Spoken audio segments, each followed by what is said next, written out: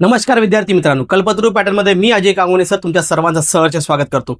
आजच्या व्हिडिओ लेक्चरमध्ये आपण वर्ग 8वी गणित विषय म्हणजे मॅथमॅटिक्स या ठिकाणी द्वितीय सत्र परीक्षा लवकरच होऊ घातलेली आहे. या द्वितीय सत्र परीक्षामध्ये मागील 5 वर्षामध्ये विचारलेले अत्यंत महत्त्वाचे आणि संभाव्य प्रश्न, जेणेकरून तुम्हाला या ठिकाणी लास्ट मुमेंटला एक अत्यंत महत्त्वाचा महामॅरेथॉन तुम्हाला लेक्चर मिळून जाईल.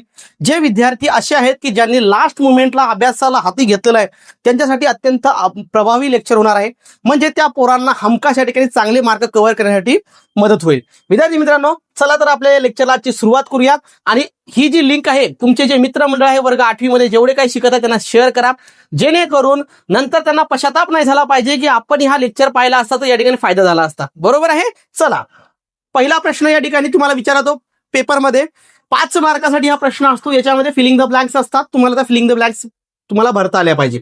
मी काही डाटा चांगला तयार केलेला आहे. मागच्या वर्षापर्यंत जे काही 5 वर्षामध्ये आलेले प्रश्न आहेत, खूप चांगल्या बेस्ट स्वरूपाचा डिझाईन केलेला डाटा आहे, तयारी केलेली आहे. तुम्ही बघा बाळांनो, पहिला काय दिलेला आहे, आता मराठी आणि इंग्रजी माध्यमात दोन्हीमध्ये या ठिकाणी डाटा तयार केलेला आहे. म्हणजे मराठी माध्यमाच्या विद्यार्थ्यांना सुद्धा फायदा होईल आणि जे सेमीवाले विद्यार्थी त्यांना नक्कीच फायदा होईल. तर या ठिकाणी काय म्हणते, समांतर चतुर्भुजाचे क्षेत्रफळ, त्याला आपण म्हणतो एरिया ऑफ अ पॅरलोग्राम. त्याला काय म्हणतात रे, एरिया ऑफ अ पॅरलोग्राम. तुम्हाला पॅरलोग्रामचा या ठिकाणी एरिया काढायचा आहे. त्याच्यासाठी तुम्हाला त्याचं सूत्र माहित पाहिजे. तुम्हाला या वर्ग 8वी मध्ये जे काही फॉर्म्युले आहेत ते फॉर्म्युले चांगल्या प्रकारे पाठ असले पाहिजे. मी सगळ्या विद्यार्थ्यांना रेग्युलर बॅचेसमध्ये सुद्धा सांगितलं आहे की बाळांनो, तुम्ही जे शिक्षण घ्यायला त्या शिक्षण घेताना अत्यंत चांगल्या प्रकारे घ्या. तुम्हाला जेवढे फॉर्म्युले आहे लाईफ टाईम काय मिळणार आहे. मग फॉर्म्युलाचा आला पहिला प्रश्न, एरिया ऑफ पॅरलोग्राम तुम्हाला माहित पाहिजे. याचा फॉर्म्युला आहे लेंथ इंटू हाईट. समजलं? त्यालाच म्हणतात या ठिकाणी लांबी गुणिला उंची. पहिलाचं उत्तर क्लिअर झालं. पॅरलोग्राम असतो कसा, तर या प्रकारचा पॅरलोग्राम असतात ज्याच्या अपोजिट साइड एकमेकांना पॅरलल असतात. त्याचे अपोजिट अँगल हे या ठिकाणी सेम असतात, कॉन्ग्रंट असतात. ऍडजन्स अँगल या ठिकाणी तुम्हाला या ठिकाणी सप्लिमेंटरी बघायला मिळतात.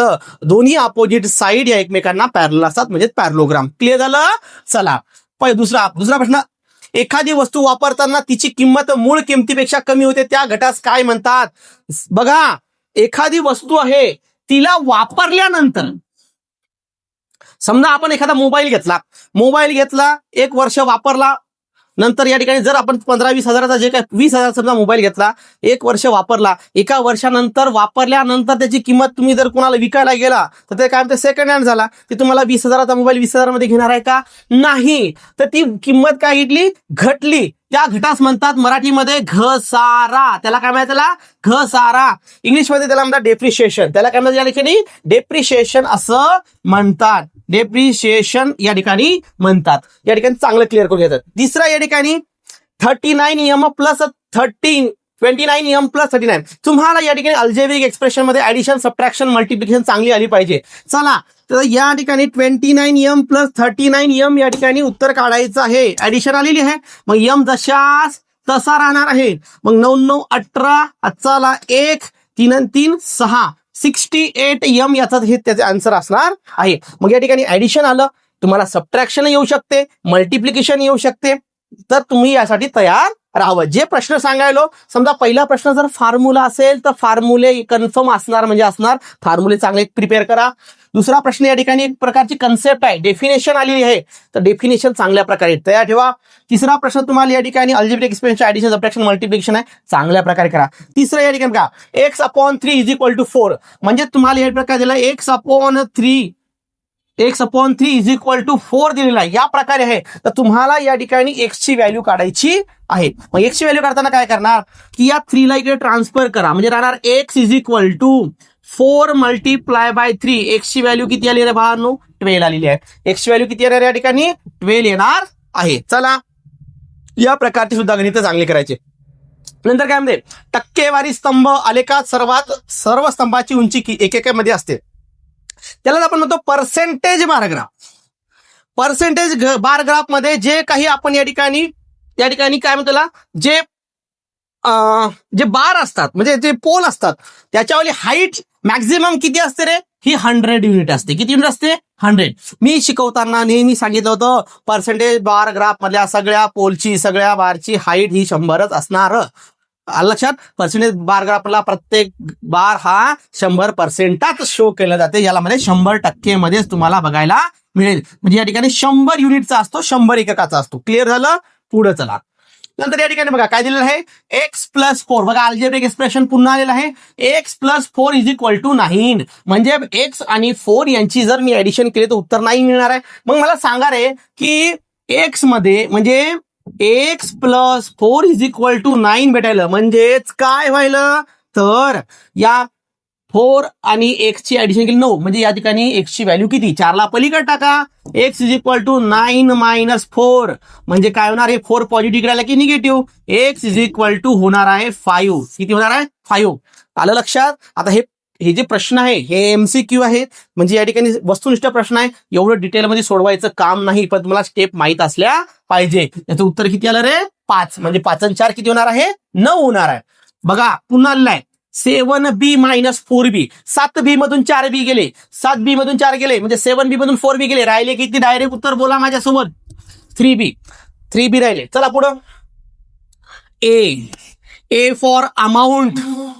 ए फॉर अमाऊंट हा प्रश्न कुठून आलेला आहे? कंपाऊंड इंटरेस्ट या धड्यामधून आलेला आहे. मग या ठिकाणी अमाऊंट कसं मिळते?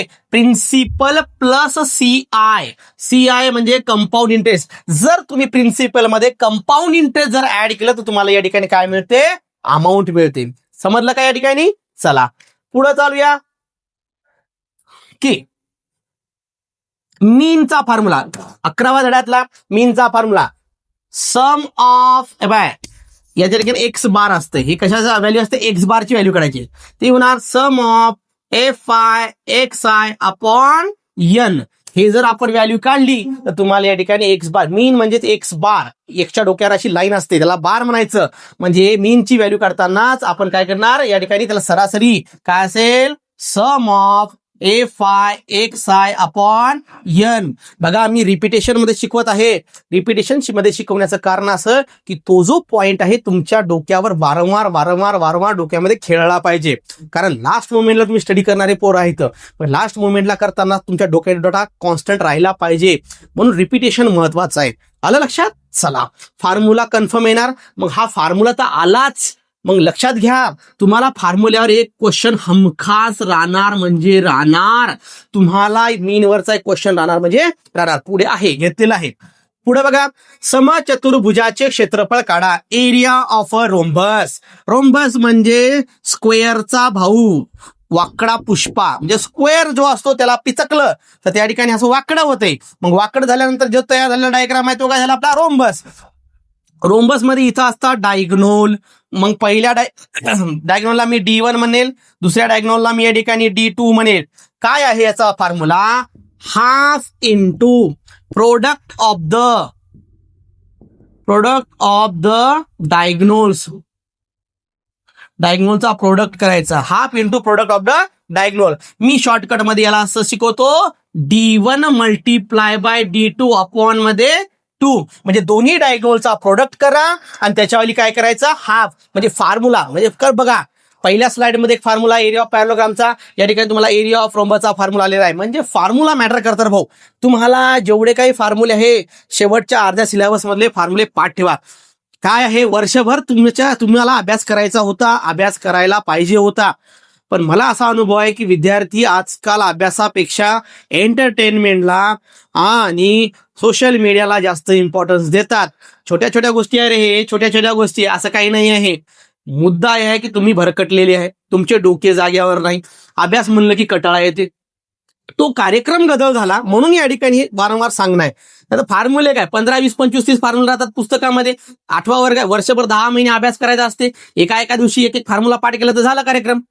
किती आहे मस्त कार्यक्रम. चला पुन्हा बघा दुसरा प्रश्न. क्वेश्चन नंबर 1B मधला मॅच द पेअर आहे. 3 मार्क देऊन देणार आहे. पहिला प्रश्न होता फिलिंग द ब्लँकचा 5 मार्काचा. दुसरा प्रश्न ऑब्जेक्टिव्ह आहे 3 मार्काचा. 8 मार्क पकले रे भाऊ.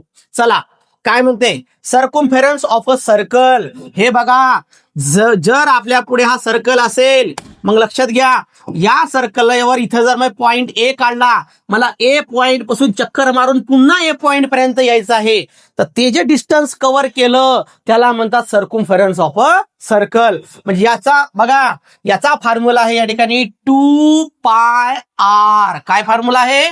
2πr. रिपीट करायचं, circumference of a circle 2πr. हे सेंटर पॉइंट आणि ही झाली या ठिकाणी रेडियस.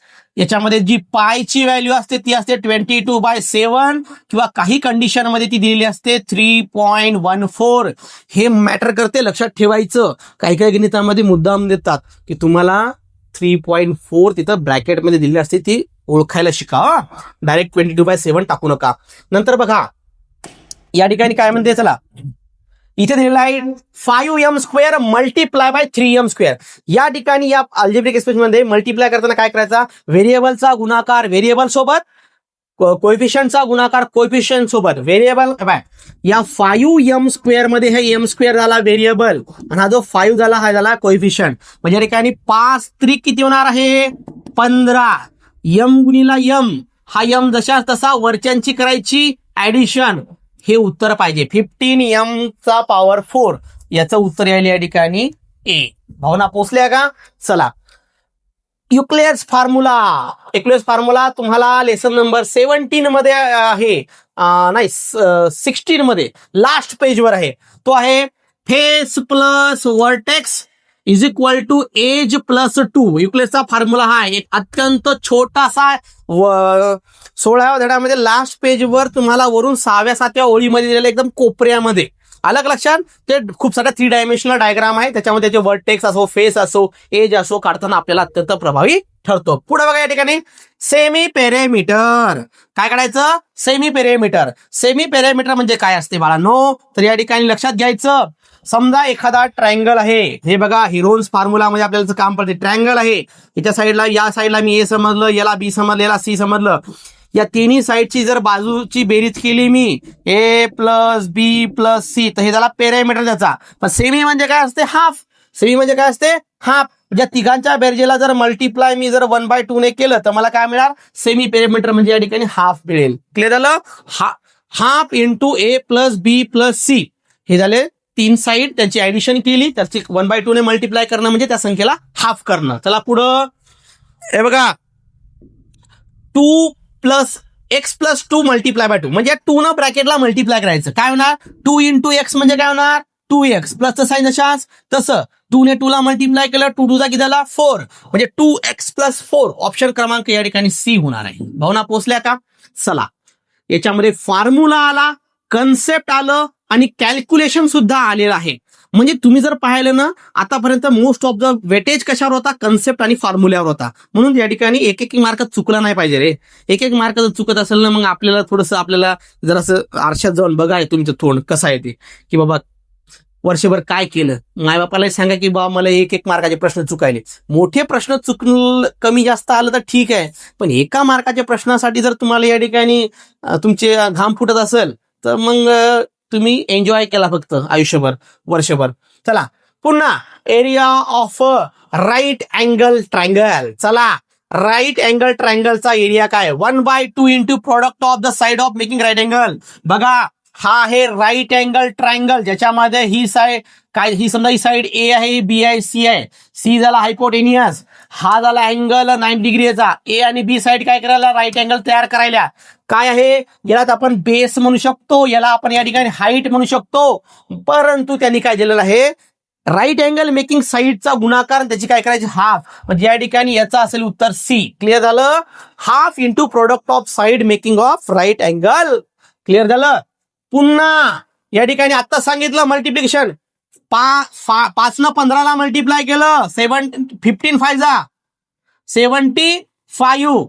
ए² मल्टिप्लाय बाय ए², म्हणजे या ठिकाणी ए जशा तसा वरच्याची ऍडिशन किती व्हायली? 4. 17a⁴. ऑप्शन क्रमांक या ठिकाणी डी होईल याचं. चला, युक्लियस फॉर्म्युला पहा, पुन्हा रिपीट आला. काय येणार उत्तर? ए. वर्टेक्स प्लस स्पेस, याच्या मागे पुढे व्हॅल्यू फक्त या ठिकाणी वर्टेक्स आणि स्पेसचं ऍडिशन लेफ्ट हँड साईडला कन्फर्म असते, पलीकड एज आणि 2 असतो. चला, क्लिअर झालं? हिरोन्स फॉर्म्युला, हिरोन्स फॉर्म्युला हे वाला. सेमी यस म्हणजे काय, सेमी पेरिमीटर आताच काढला होता मग सेमी पेरिमीटर. ते पहिले सेमी पेरिमीटर काढला की त्याच्यानंतर या ठिकाणी हिरोचा फॉर्म्युला वापरून आपल्याला एरिया ऑफ ट्रायंगल काढावा लागतो. क्लिअर झालं. चला, perimeter of rectangle. Rectangle of perimeter काय, लेंथ आणि पेरिमीटर म्हणजे काय. आता हा बोर्ड आहे, हा रेक्टँग्युलर आहे. ही वरची जेवढी साईड असेल ही साईड तेवढीच आहे, हे जेवढी साईड असेल तेवढी ही साईड आहे. म्हणजे ही दोघी सारखे आहेत, हे दोघी सारखे आहेत. म्हणजेच काय, तर याची ऍडिशन केली, त्याची ऍडिशन केली आणि त्याची दुप्पट केली, कारण प्रत्येक साईड दोन दोन असल्यामुळे या ठिकाणी 2 in bracket length plus breadth, option क्रमांक बी. क्लिअर झालं. जोड्या लावा. कन्फर्म 3 मार्क घ्यायचे. आपण 8 मार्कापर्यंत पोहोचलो. आता 5 मार्काच्या रिकाम्या जागावाला, 3 मार्काच्या जोड्या. अजून काही जोड्या तयार केलेल्या आहेत PYQ वाल्या. चला, 2 झाल्या वाटते, इकडल्या जोड्या आणि इकडल्या जोड्या. कन्फर्म. बघा, इथं 5 घेतल्या, इथं 5 घेतल्या, जवळपास 10 जोड्यांचं कॅल्क्युलेशन लावलं. अजून जर तुम्ही स्मार्ट लेकर असाल या ठिकाणी अभ्यासामध्ये, जर खतरनाक अजून तुम्हाला तेव्हा हे तर प्रश्न करा. याच्यासारख्या अजून जर तुम्हाला काही जोड्या दिसल्या तुम्हाला पूर्ण या 10 धड्यामध्ये, ते बी करून ठेवा. म्हणजे तुम्ही या जोड्याच्या बाबतीत 100% सिक्युअर झाले. चला पुढं.